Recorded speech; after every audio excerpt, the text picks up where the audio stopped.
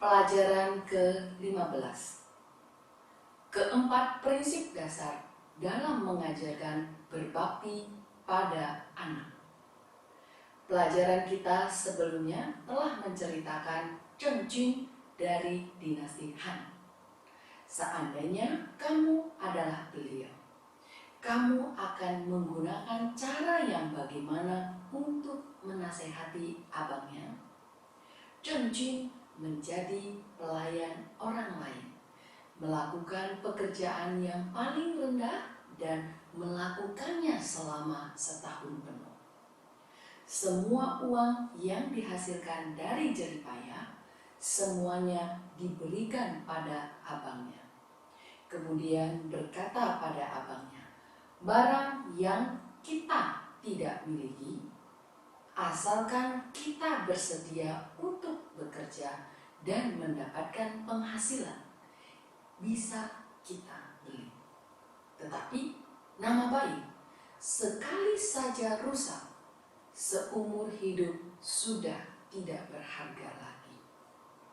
Abangnya menyadari nasihat sang adik yang rela bersusah payah menjadi pelayan selama 1 tahun dan merasa sangat malu. Sejak saat itu berubah menjadi orang yang jujur.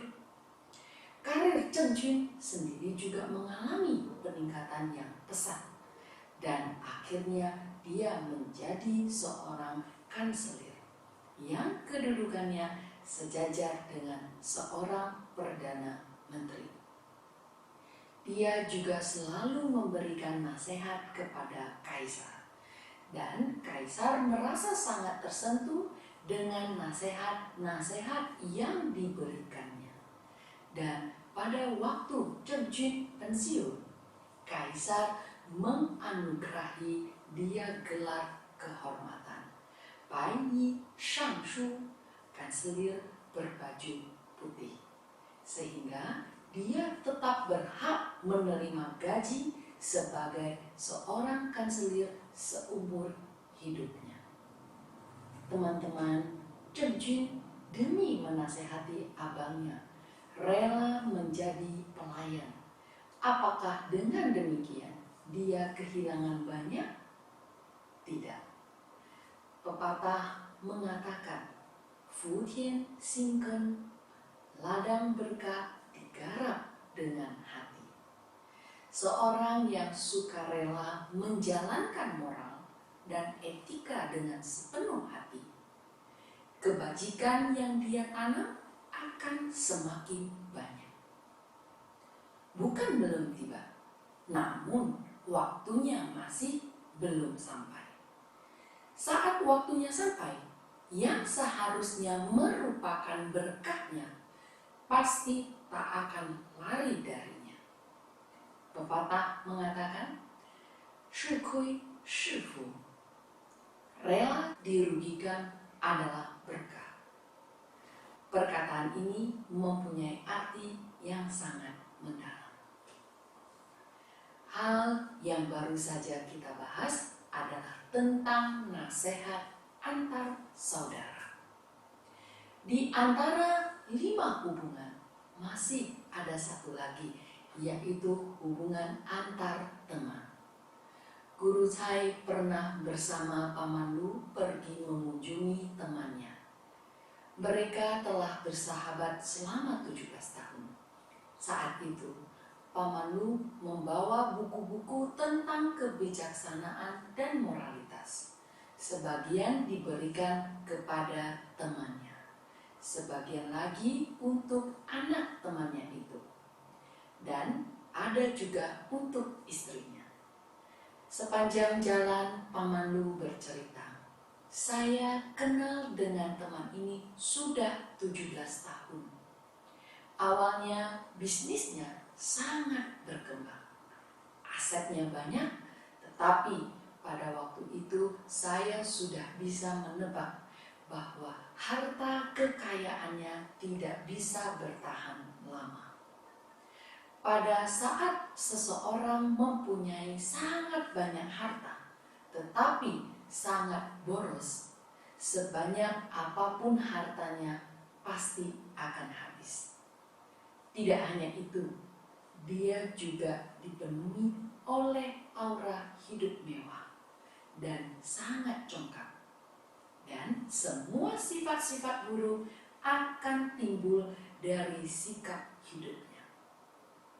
Pada saat seorang menjadi congkak, dia akan menjadi sembrono, sehingga mengambil keputusan yang salah yang akan menyebabkan uangnya terbuang percuma. Kemudian benar yang saya tebak, usahanya bangkrut dan malah berhutang. Pada saat dia jatuh miskin dan mempunyai banyak hutang, semua temannya meninggalkan dia. Sebenarnya baik dan buruk itu saling berkaitan.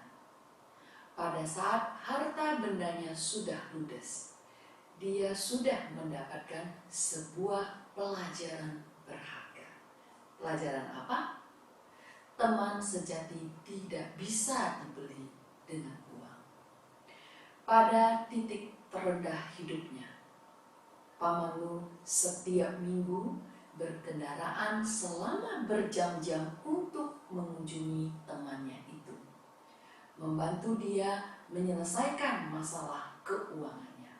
Bukan hanya tidak menerima biaya spesial pun, bahkan juga mengeluarkan uang untuk membantunya dalam bermacam-macam masalah. Dalam prosesnya, di antara Paman Lu dan temannya terjalin hubungan persahabatan dan saling percaya yang lebih mendalam. Paman Lu dengan sabar selama 17 tahun memberikan nasihat kepada temannya itu untuk 勿自暴勿自弃胜于贤可取之. Jangan menyalahkan diri. Jangan tak punya harapan lagi untuk menjadi orang bijak luhur. Hanya bisa dicapai dengan melatih diri. Guru Chai belajar banyak dari Paman Lu dan menjadikannya panutan. Oleh karena itu, pada waktu Guru Chai menasehati dan membantu orang lain, terkadang merasa tidak sabar. Tiba-tiba akan terpikir dengan sebuah angka 17 tahun.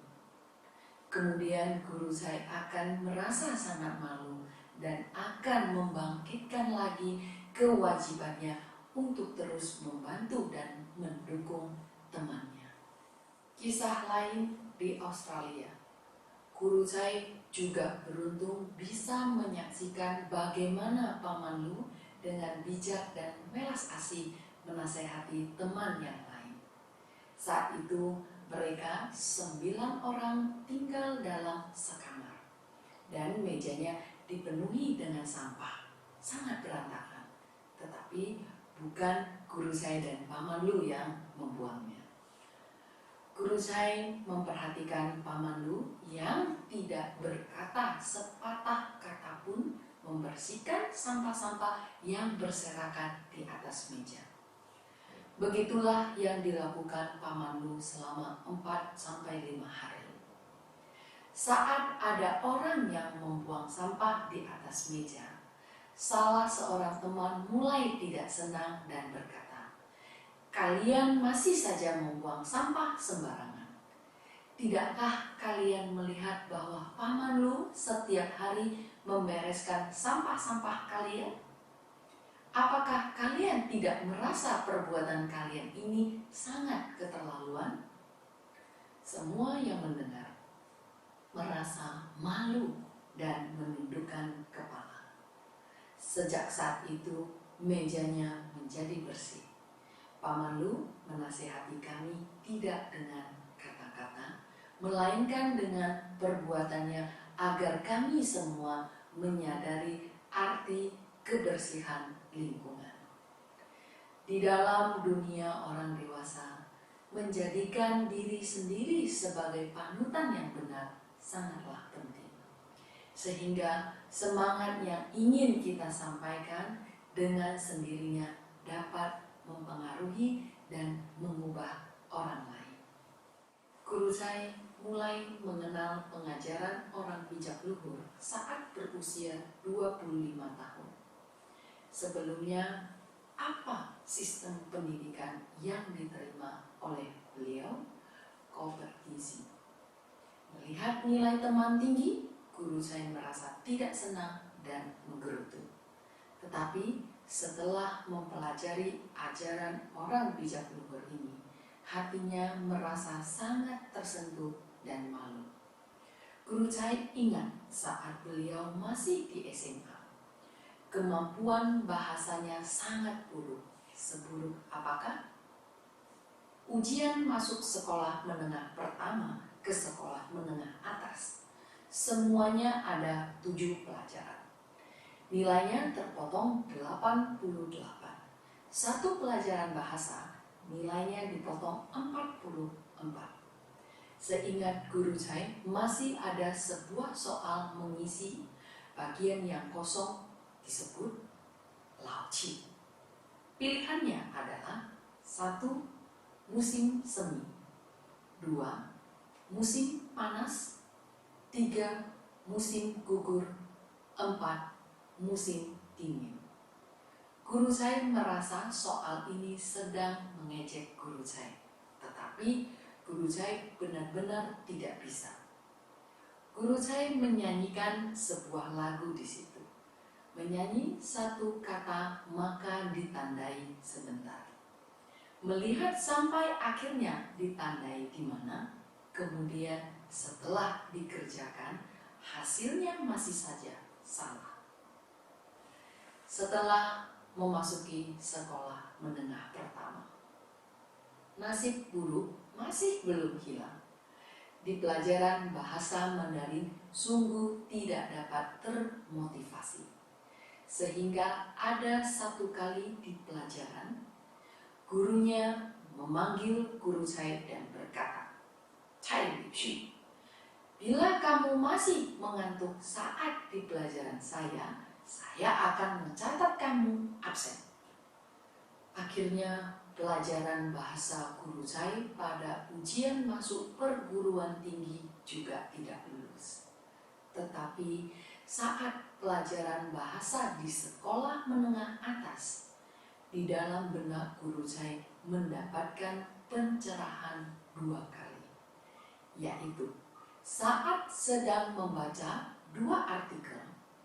Artikel yang pertama adalah Chu Shi Biao, catatan pengiriman pasukan karangan Zhuge Liang.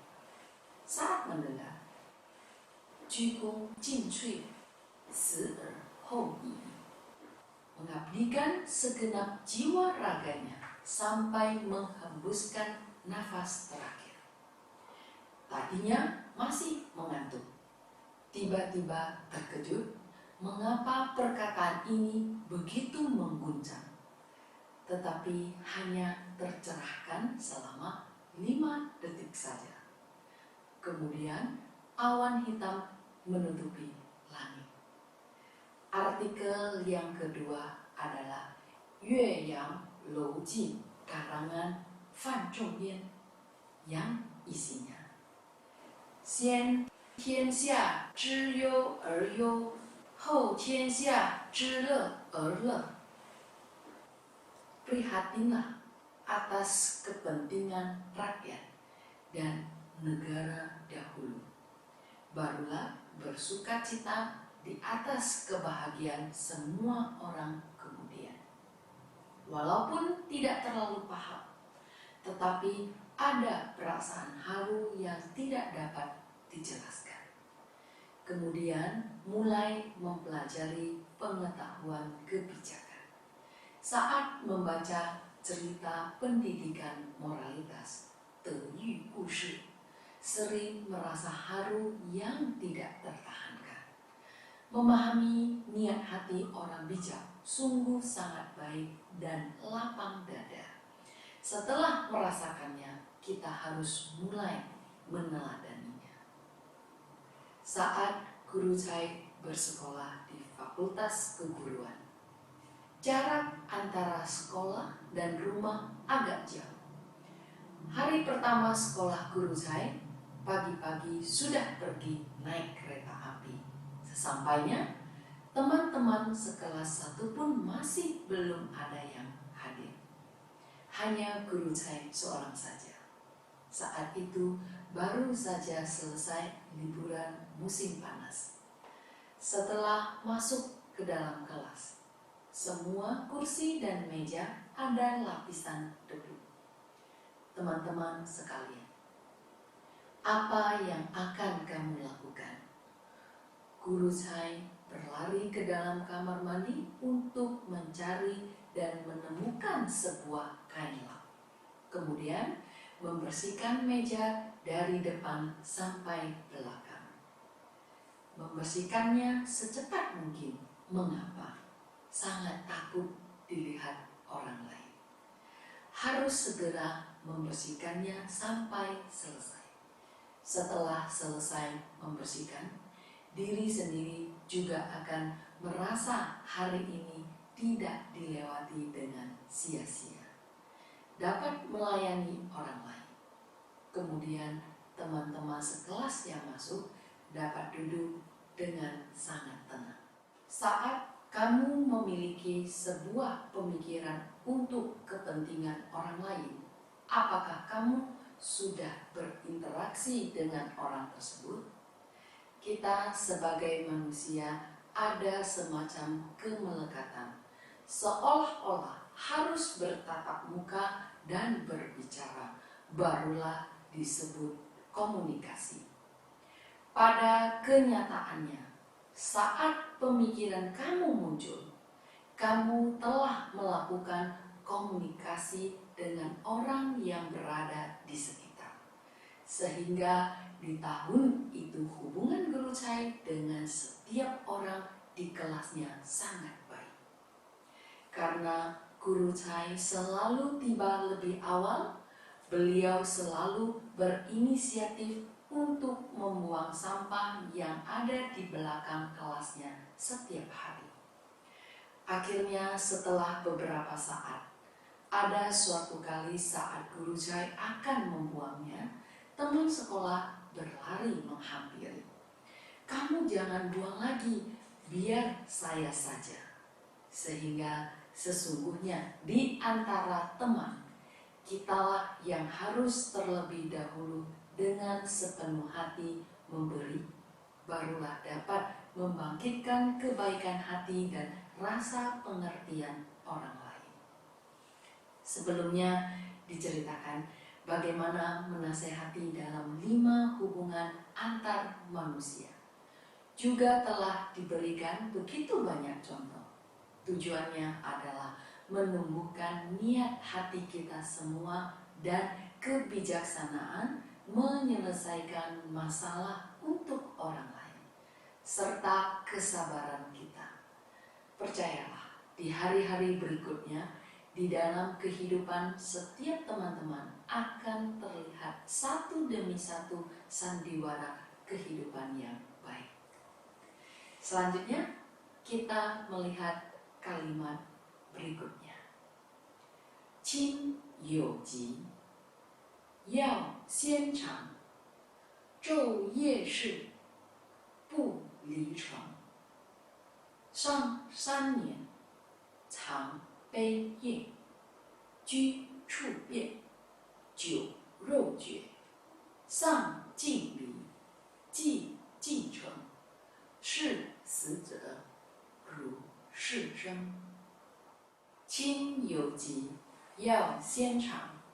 Saat orang tua sakit, putra dan putri terlebih dahulu mencicipi apakah obatnya terlalu panas. Bila tidak terlalu panas, barulah diberikan kepada ayah dan ibu. Kita semua mengetahui Wen Jing Zhi Zhi, pemerintahan negara Wen dan Jing. Dan kedua kaisar ini, Wen dan Jing, dapat mengatur negara dengan begitu baik. Sumbernya juga terletak pada berbakti untuk mengatur dunia. Sesungguhnya jika ingin membawa organisasi dan rumah tangga menjadi baik, bahkan memimpin negara dengan baik, sebenarnya tidak serumit yang dibayangkan. Kaisar Wen mengurus ibunya selama 3 tahun penuh. Ibunya sakit selama 3 tahun.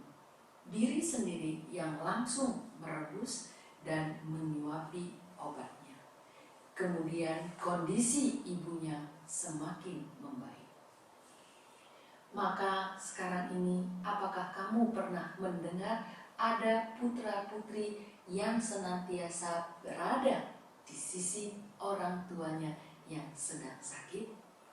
Pasti ada. Karena seperti yang dikatakan Lao Tzu dalam Tao Te Ching, negara mengalami kekacauan. Kamu barulah dapat melihat siapa yang merupakan menteri yang setia. Saat orang semakin hari semakin tidak berbakti, kamu juga dapat melihat anak berbakti yang sesungguhnya. Dia akan selalu menyesuaikan diri seiring perubahan zaman, tidak akan tergoyahkan. Percayalah, saat dia dapat melakukan perilaku yang seperti ini, kesehatan tubuh orang tuanya juga akan membaik dengan sangat cepat. Sebelumnya kita juga menyebutkan mengjung, menangisi bambu. Kesungguhan hati mengjung membuat rebung tersentuh dan tumbuh. Setelah ibunya makan, merasa luar biasa senangnya, hingga penyakit langsung sembuh. Setelah mempelajari kalimat ini, Guru Chai akan bertanya pada anak-anak, jika ibumu sakit, apakah kamu mau mencicipi obatnya dulu? Tentunya bila ibu makan obat herbal, kita boleh mencicipinya sedikit untuk merasa apakah terlalu panas. Bila yang dimakan obat non-herbal, bolehkah dirasakan terlebih dahulu? Kita mengajarkan Tijukui harus menyesuaikan dengan kondisi kehidupan, barulah boleh. Bila tidak, maka saat memakannya, ibu akan berkata, "Mengapa kamu melakukan hal tersebut?" Anak pun menjawab, "Guru kami yang mengajarkannya. Qing you ji, yao xian chang." Bila orang tua sakit, rasakan dulu obatnya di ujung lidah. Jadi kita akan terus membimbing anak. Saat membawakan air putih untuk orang tua, harus mempertimbangkan jangan terlalu dingin, juga jangan terlalu panas. Dan ada lagi, saat orang tua sedang sakit atau saat ada situasi darurat, kita sebagai putra-putri harus bagaimana menghadapinya. Misalkan, ibu ada tekanan darah tinggi, mendadak sakit dan tumbang. Saat ini anak harus bagaimana? Teman-teman sekalian, bukan hanya perusahaan yang membicarakan manajemen krisis. Dalam rumah tangga juga harus mengerti akan manajemen krisis. Sejak kecil kamu sudah membimbing anak cara penanganan dalam menghadapi situasi darurat. Dia pun akan sangat mengerti bagaimana menyelesaikan masalah dengan kepala dingin dalam keadaan darurat. Jadi, dari segi apa sajakah yang harus diperhatikan? Di manakah letak obat-obatan? Saat darurat, bagaimana mendapatkan obat-obat ini? Jika ada setumpuk obat di sana, bagaimana dengan cepat menemukan obat yang dibutuhkan. Selanjutnya, nomor telepon darurat. Telepon saudara yang terdekat. Semua ini harus diberitahukan kepada anak setiap saat, agar dia tahu bagaimana menanganinya saat menghadap hal tersebut.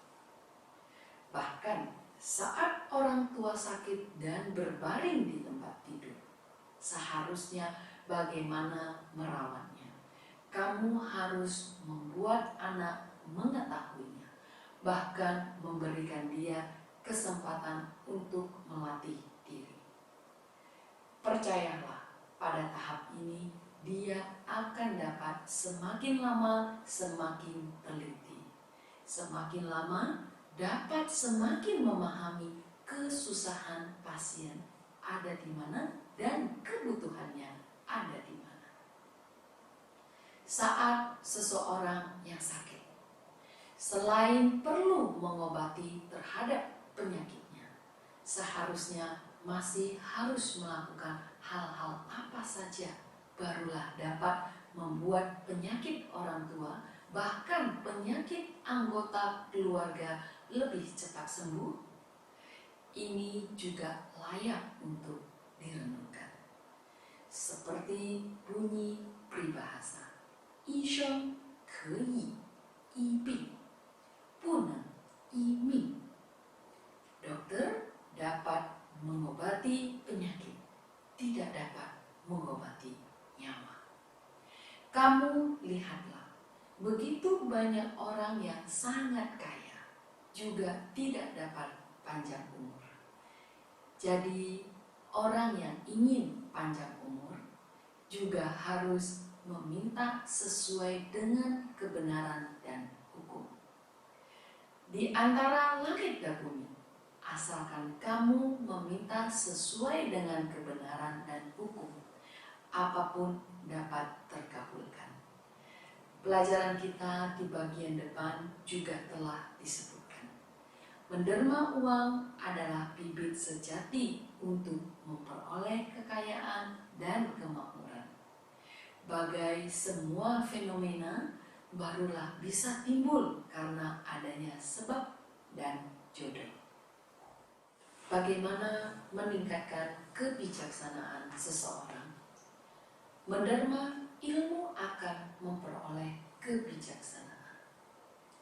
Bagian yang ini, guru saya cukup ada pemahaman. Seingat guru saya, karena beliau ingin melakukan ujian masuk fakultas keguruan, maka beliau pergi ke lembaga kursus untuk les. Saat itu, guru saya juga memberikan sedikit pengharapan pada diri sendiri, yaitu setelah pelajaran selesai sudah harus paham, juga sangat fokus, maka duduk di baris ketiga bagian depan. Pada dasarnya, yang duduk di depan semuanya adalah murid wanita. Banyak sekali teman wanita yang pelajaran berhitung, fisika, dan kimia kurang baik, sehingga sering bertanya kepada guru saya. Maka guru saya sering meluangkan sedikit waktu, melakukan analisa untuk mereka menangani masalah yang tidak mereka pahami. Kemudian salah seorang teman guru saya yang sangat akrab menghampirinya, memukul meja dan berkata, "Kamu telah mengajar teman ini selama 1 jam lebih. Apakah kamu sendiri masih ingin belajar?" Dia tidak dapat terus melihat lagi. Mengapa menghabiskan begitu banyak waktu sendiri untuk orang lain? Maka guru saya tersenyum padanya dan berkata, "Sebenarnya saya memberitahukan dia. Saya sendiri mendapatkan yang paling banyak, karena yang diinginkan dia adalah mempelajari soal yang ini sampai bisa. Sedangkan saya harus mengajarkan dia sampai bisa. itu tidaklah sama. Pemikiran saya akan lebih jelas dan mendalam. Guru saya mengajari pelajaran menghitung pada orang lain, tetapi guru saya sendiri juga sangat jarang menyelesaikan banyak latihan karena pada kenyataannya juga tidak ada waktu. Kemudian pada saat ujian tahun pertama, nilai ujian pelajaran berhitung guru saya adalah 88, sedangkan nilai penuh adalah 100. Tahun kedua mengikuti ujian, guru pengganti tidak ada waktu untuk pelatihan, mendapat nilai 90. Tahun ketiga ujian lagi, tetap mendapatkan nilai 88. Ini membuktikan bahwa pada awalnya guru saya sangat suka memberitahukan metode analisis pada orang lain. Kemampuan pemikiran logika sendiri juga mendapatkan peningkatan yang sangat besar. Dengan adanya pemahaman seperti ini, guru saya akan sering menanyakan sebuah pertanyaan pada teman. Apakah daya ingat berbanding terbalik dengan usia? Sebagian orang mengatakan hidup semakin tua, daya ingatnya akan semakin melemah. Sebenarnya, hidup semakin tua dan daya ingat semakin lemah adalah akibat. Di manakah penyebabnya? Karena tidak digunakan dan terlalu banyak kegelisahan, tentunya akan semakin lama semakin melemah. Perlukah guru bimbingan saat memberi pelajaran di usia 97 tahun? Apakah perlu membuka buku? Tidak perlu. Guru saya di usia 25 tahun mulai menerima ajaran kebijakan orang luhur. Juga belajar dengan sangat serius. Daya ingat terus dipertahankan pada tingkat yang baik. Jadi sesungguhnya menderma ilmu akan mendapatkan kebijaksanaan. Dan setiap orang dapat melakukannya. Sama seperti yang dikatakan Mencius. Siapakah Sun? Siapakah aku? Asalkan telah melaksanakannya juga bisa demikian. Yang terakhir, memberi ketenangan akan mendapatkan kesehatan dan panjang umur. Memberi ketenangan adalah membuat orang lain bebas dari rasa takut. Ini disebut memberikan ketenangan. Ada sebuah contoh yang paling konkret. Kasus yang paling nyata di Singapura, ada seorang wanita yang bernama Xu Teng yang berusia 106 tahun. Beliau tidak berhentinya membantu orang lain untuk bebas dari rasa sakit, bahkan kesulitan dalam hidupnya. Beliau juga berinisiatif sendiri untuk membantu. Di usianya yang ke-59 tahun, baru belajar menjadi seorang perawat. Semangatnya itu sungguh membuat orang sangat kagum. Beliau senantiasa menolong orang lain dan mengatasi penderitaan orang lain. Apa yang diperoleh beliau? Kesehatan dan panjang umur. Walau sudah berusia 106 tahun, beliau masih sanggup berjalan dengan sangat cepat. Saat berbicara pun sangat bersemangat. Tidak kelihatan sudah berusia 100 tahun lebih.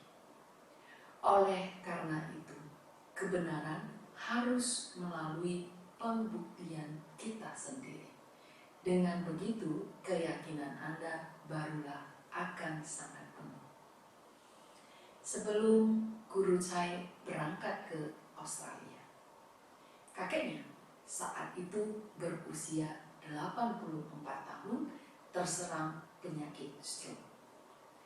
Pada saat tengah malam, beliau terserang stroke. Keluarga langsung membawanya ke rumah sakit. Akhirnya dokter mengatakan, usianya sudah 80 tahun. Meskipun seluruh pembuluh darahnya sudah tersumbat. Biasanya hanya 1 buah pembuluh darah saja yang tersumbat. Kami tidak berani melakukan operasi. Kalian, keluarganya, siap-siap saja. Kakeknya Guru Chai juga tidak ada penyakit jantung.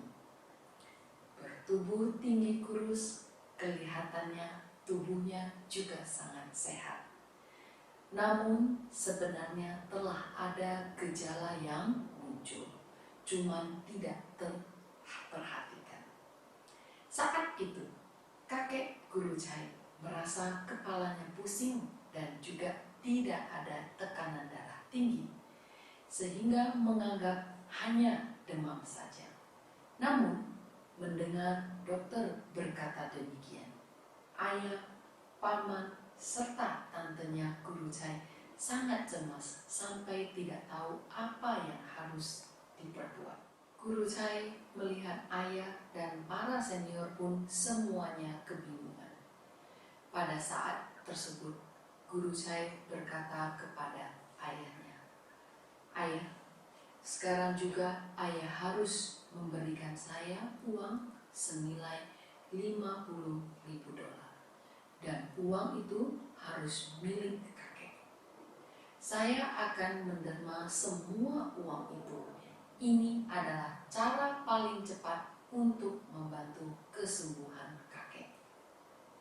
Ayah Guru Chai juga sangat mempercayainya, maka memberikannya kepada Guru Chai. Kemudian Guru Chai pergi ke ICU dan berkata kepada kakek, sekarang ini banyak sekali orang yang miskin dan kelaparan. Kita bersyukur karena kita masih punya kelebihan untuk membantu mereka. Maka kakeknya mengangguk, tidak dapat berkata-kata lagi.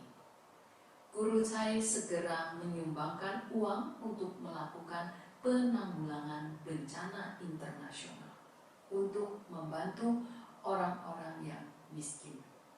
Dan setelah dirawat di ICU selama 5 hari, kesehatan kakeknya membaik dan dipindahkan ke kamar biasa. Kemudian setelah pindah ke ruang inap biasa, dokter menambahkan, penderita stroke 80 tahunan tidak mungkin bisa berjalan lagi. Kalian harus bersiap sedia. Saat itu Guru Chai telah mengundurkan diri dari pekerjaan demi belajar ke Australia. Maka Guru Chai membuat perjanjian dengan kakeknya dan berkata, ketika saya pulang nanti, kakek harus sudah bisa berjalan. Kemudian setelah Guru Chai pergi ke sana, kampusnya sedang membina banyak sekali guru untuk menyebar luaskan ajaran bijak orang luhur. Jadi Guru Chai pun membawa sejumlah uang untuk disumbangkan dengan menggunakan nama kakeknya. Kebetulan pada hari bersamaan setelah menyumbang, Guru Chai menelepon ibunya. Ibunya berkata, hari ini kakek kamu sudah bisa berjalan. Jadi banyak sekali kebenaran. Kita tentunya harus menggunakan hati yang tulus dan untuk membuktikannya. Orang bijak pasti tidak akan mungkin berbohong. Qin you ji, yao xian chang. Bila orang tua sakit, rasakan dulu obatnya di ujung lidah. Selain mengobati penyakit, juga harus menyembuhkan hidupnya. Saat seseorang semakin banyak memberikan ketenangan, barulah tubuhnya akan semakin sehat. 昼夜是不离床. Siang malam menanti, jangan meninggalkan ranjang. Ini merupakan sebuah perilaku yang terwujud dari hati tulus seorang anak berbakti. Tentu saja, bila tubuh kamu tidak terlalu baik, juga jangan dipaksakan. Istirahat sejenak pada waktu sepatutnya beristirahat. Tetapi sewaktu orang tua membutuhkanmu, kamu harus segera tahu. Juga boleh tidur di samping, mengambil seutas tali dan mengikatnya dengan baik di tubuh sendiri.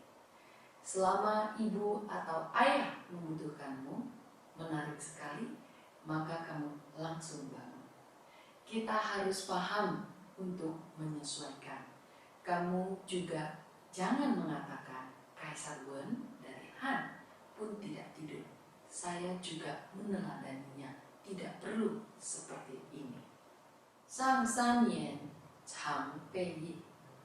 Berduka 3 tahun, teringat orang tua bersedih. Ini adalah menunjuk orang tua sudah tiada. Di dalam Xiao Jing Sutra Bakti ada sepenggal pengajaran yang sangat penting. 居者治其静，养者治其乐. Saat melayani penuh dengan rasa hormat, saat merawat penuh dengan rasa riang. Sebagai seorang anak, harus hormat dan mengikuti pengajaran orang tua. Sebagai anak, mengurus orang tua adalah membuat mereka mendapatkan kebahagiaan yang paling besar dalam hidup.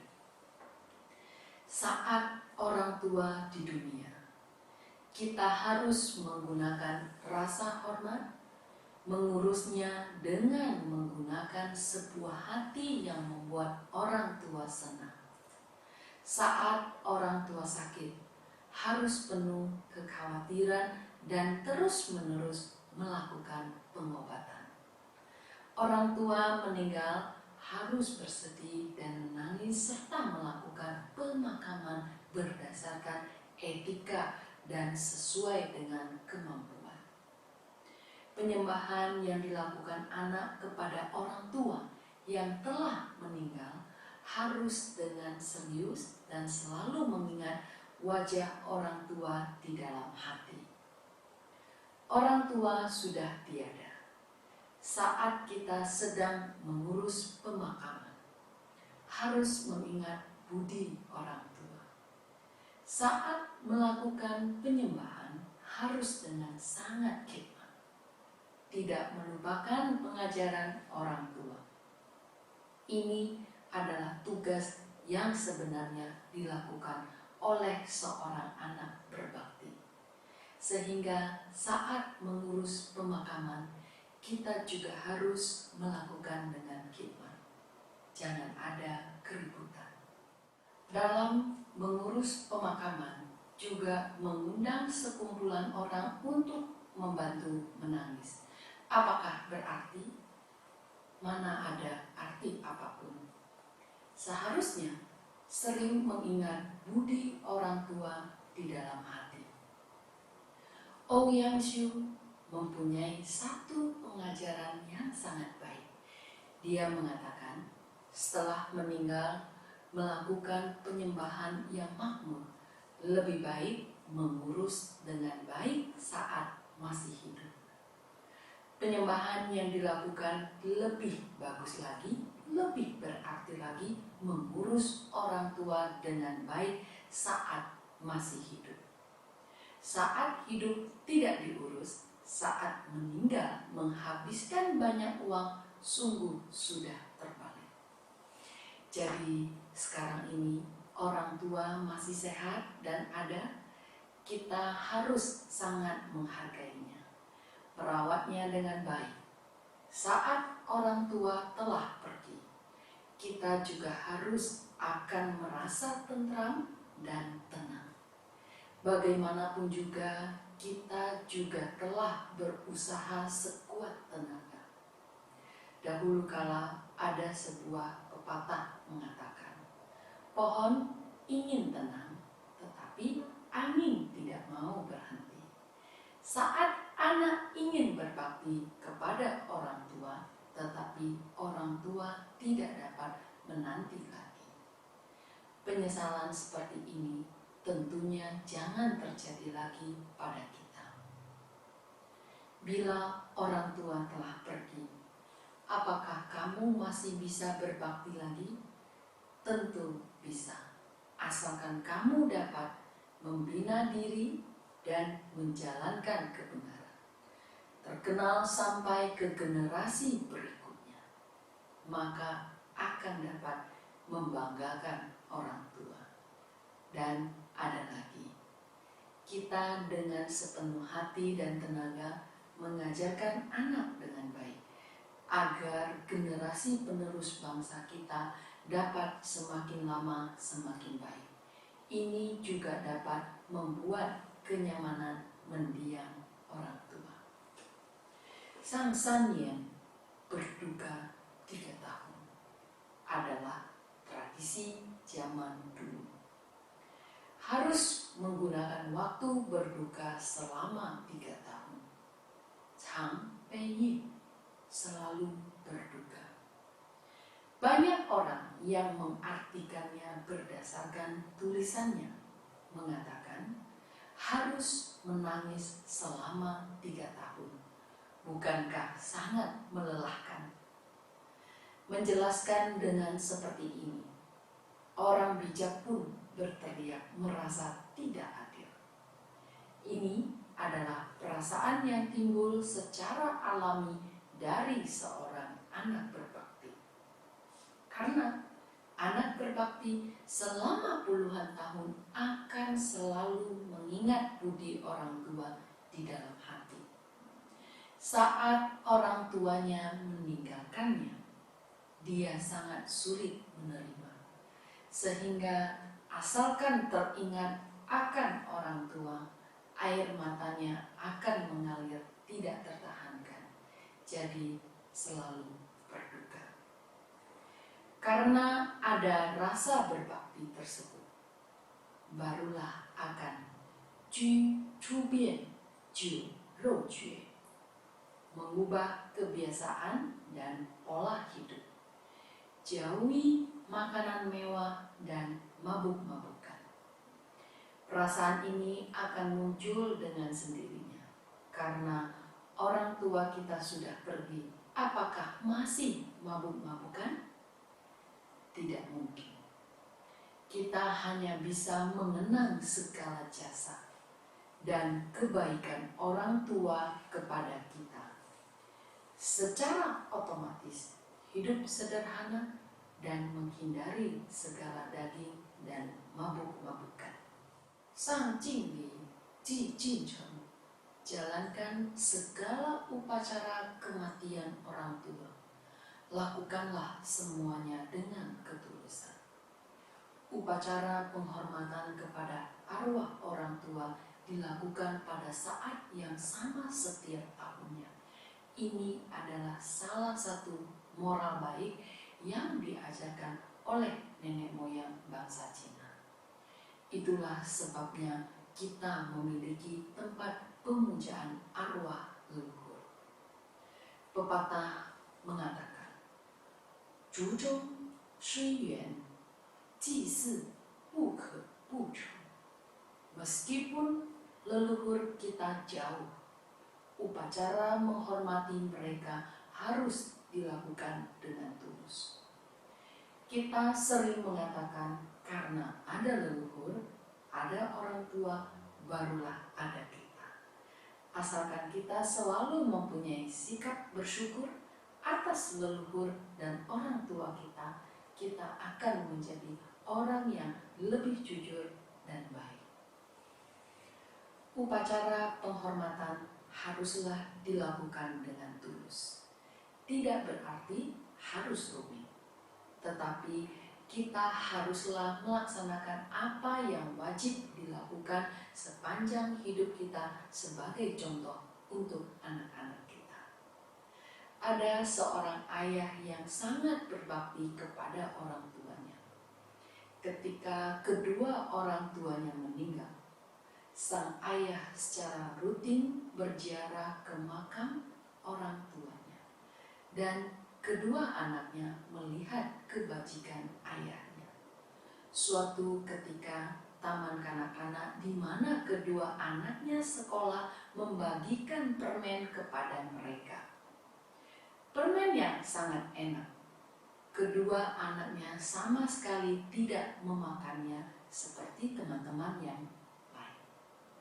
Mereka malah membawa pulang dan memberikan permennya kepada sang ayah sambil berkata, "Papa, ketika kakek dan nenek masih hidup, setiap kali ada makanan enak, Papa selalu memberikan kepada kakek dan nenek terlebih dahulu. Sekarang kakek dan nenek sudah tiada. Papa juga secara rutin membawa banyak persembahan kepada kakek dan nenek. Hari ini sekolah kami membagikan permen, jadi papalah yang harus makan terlebih dahulu." Ini adalah sang siap, senior menerapkannya, junior meneladaninya. 视死者如是生, hormatilah arwah orang tua seakan-akan mereka masih hidup. Orang tua sudah tiada, tetapi bakti kepada mereka tidak boleh berkurang atau berubah. Harapan dan pengajaran orang tua terhadap kita tentunya tidak akan mengalami perubahan karena orang tua telah tiada. Bahkan harus semakin tekun barulah benar. Agar tidak mengecewakan budi orang tua yang telah mendidik dan membesarkan kita. Ada seorang anak kecil ketika neneknya meninggal dunia. Dalam perjalanan mengantar abu jenazah, dia melihat pamannya yang sedang memeluk kendi berisikan abu tulang neneknya. Kondisi jalan yang agak rusak membuat mobilnya terguncang. Pamannya segera berkata kepada sopir, "Tolong Anda pelankan sedikit saat menyetir. Ibu saya tidak terbiasa menaiki mobil yang berlaju cepat." Setelah anak ini melihatnya juga sangat tersentuh. Sekembali ke sekolah berkata kepada gurunya, "Guru, perilaku paman saya ini apakah 视死者如是生, terhadap yang sudah meninggal harus sama dengan saat hidup?" Bagian ru zesiao, bakti pada orang tua. Ini kita ceritakan sampai di sini. Mengajari anak siap berbakti. Ada begitu banyak cara kita dapat mempergunakan dengan baik di dalam kehidupan kita. Yang paling penting adalah 以身作则, menjadikan diri sebagai contoh. Ini sangatlah penting. Yang kedua harus 亲师合作, orang tua dan guru bekerja sama. Guru mengajar, orang tua bekerja sama di rumah. Perilaku anak dengan sangat cepat dapat mengikuti kestandaran. Jadi, taman kanak-kanak kami di Shenzhen, setiap minggu orang tua selalu mengikuti satu pelajaran pendidikan keluarga. Mempelajari Di Zigui, budi pekerti. Belajar satu kalimat demi satu kalimat. Orang-orang tua ini bekerja sama dengan sangat baik dengan guru. Perubahan perilaku anak sangatlah cepat, karena pengaruh guru dan orang tua sangatlah besar saat anak-anak masih kecil. Kamu lihatlah, anak membuka dan menutup mulut selalu mengatakan apa? Ayah saya yang katakan dan ibu saya yang katakan. Apa yang dikatakan setelah di taman kanak-kanak? Guru kami yang mengatakan. Jadi harus dapat memanfaatkan kesempatan yang begitu baik ini. Ini adalah kerjasama orang tua dan guru. Selanjutnya harus fuqi peihe, suami istri bekerja sama. Guru sedikit mengajar tidak masalah, karena belum tentu guru dapat memahami pentingnya mengajarkan berbakti. Tentunya saat guru tidak memahami, kamu seharusnya membawa budi pekerti untuk mengatakan kepada guru. Karena masyarakat adalah sebuah interaksi. Kalian jangan memandang remeh kekuatan sendiri. Kami di Haikou banyak sekali yang menggerakkan sekolah di Cikui adalah digerakkan oleh orang tua. Saat guru masih belum mengajarkan, kita harus segera mengajarkan. Suami istri harus melakukan kerjasama yang baik. Kamu adalah ibu. Bila kamu berkata kepada putra kamu, "Putraku, ibu sangat susah dalam melahirkanmu. Kamu harus berbakti pada saya." Apakah bisa terkatakan? Sepertinya terasa aneh. Tentunya tidak dapat menempelkan emas ke muka sendiri. Saat ini, sebagai ayah boleh mengatakan, "Putraku, kamu boleh tidak berbakti kepada saya, tetapi kamu harus berbakti kepada ibu kamu. Karena saat ibu kamu hamil sangatlah susah. Setiap hari muntah.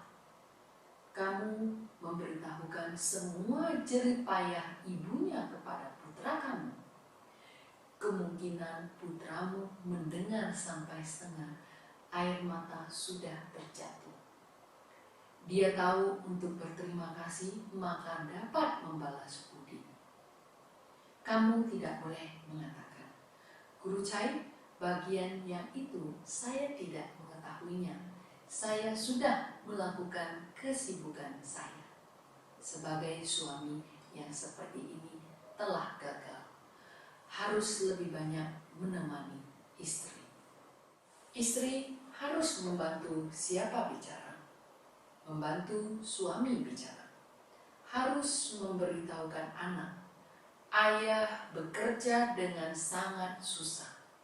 Membuat dia memahami kesusahan ayah. Dengan sendirinya dia akan dapat menumbuhkan rasa hormat pada ayahnya.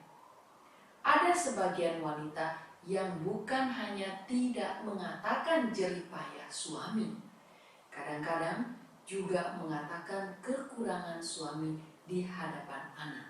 Seperti, "Ayah kamu begini, ayah kamu begitu." Dampak tidak baik apa yang dapat ditumbuhkan dari perkataan yang seperti ini?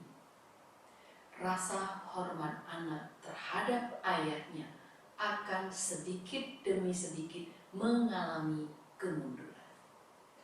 Jadi hari ini tidak peduli di bagian-bagian tertentu suami kamu melakukan dengan tidak baik.